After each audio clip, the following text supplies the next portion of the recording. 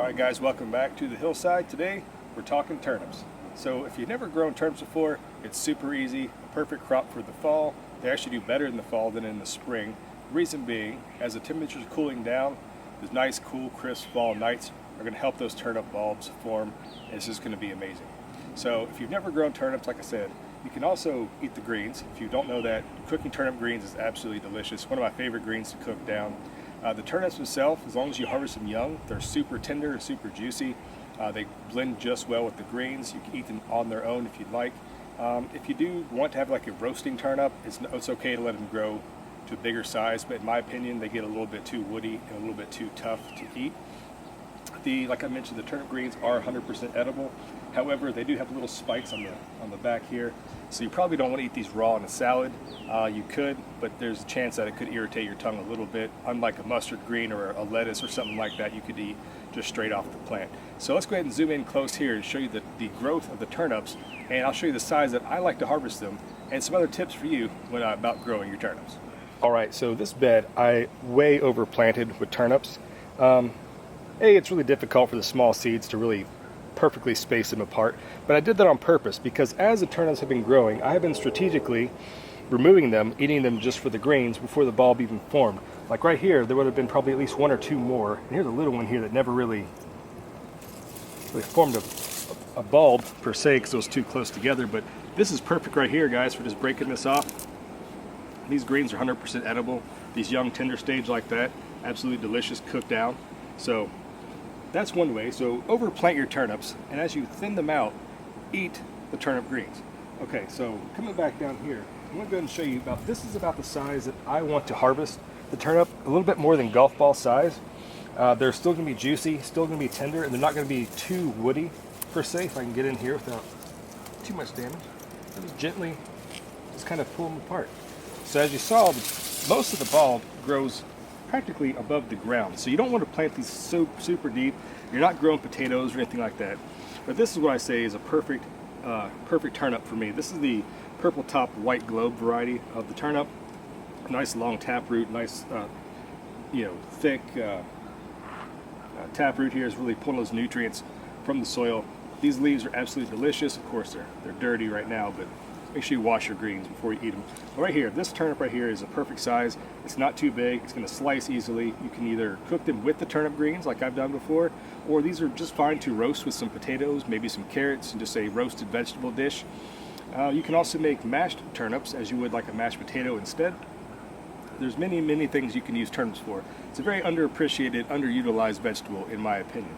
So pull a little caterpillar off back there, but other than that one caterpillar I just pulled off right there, I've only sprayed these once or twice early in the season with some BT. The Bacillus thuringiensis, the natural caterpillar deterrent. It's a natural organic certified pesticide, if you will, for keeping these greens clean. But other than that, like I said, no real issues with growing them, except you can kind of look right down here where we had a lot of rain lately. Now this is slug damage, and slug damage is just going to happen. I don't put out pesticides for slugs, stuff like that, but these leaves, you're going to lose a couple, but if you plant enough greens, you're going to have plenty to go around, and a little bit of loss is acceptable. That's not a big deal. So I'm going to go ahead and stop here. I'm going to harvest a couple more and show you some of the results about what I pulled out of just this small little bed right here with almost no input whatsoever. All right, so it's just that easy, just to pull them out. It requires no real effort. The nice with this raised bed soil, the roots come out fairly clean. I mean, there's no particles really sticking to it, so these are easy to wash off, to clean. There's really, right here's a little bit of damage. I think that's probably from some slugs, but overall, these greens are absolutely phenomenal shape. The bulbs are perfectly shaped like that, which is awesome. But let me show you what can happen with your turnips, because they're not always going to be perfect. You're not always going to find store quality, showroom quality turnips. It may just be because I planted them too closely together and the bulbs kind of grew misshapen. But if you've ever grown carrots, they're not always the perfect straight orange, showroom specimen you find at the store. You're going to get all kinds of weird little shapes and sizes and things like that. So let me go ahead and show you some of the more different looking turnips that taste just fine, but you're not going to find ones that look like this in the store. So let me go ahead and show you some of them right now. Alright, so this is a result of overplanting and not thinning out enough. As the bulbs were growing too close together, they were kind of twisted up like this in this little clump. So therefore, I didn't get a big bulb to develop.